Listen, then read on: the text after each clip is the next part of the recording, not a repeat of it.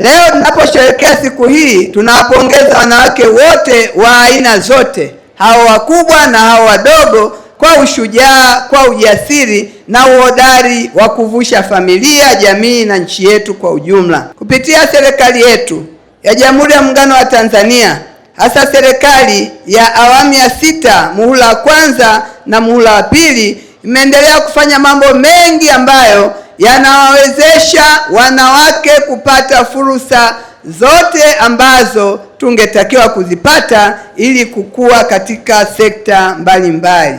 Imesemwa sana na watu wengi hapa mikopo ya 10% ambayo imeendelea kuvusha wanawake wengi ambao walikuwa wana shida ya mitaji.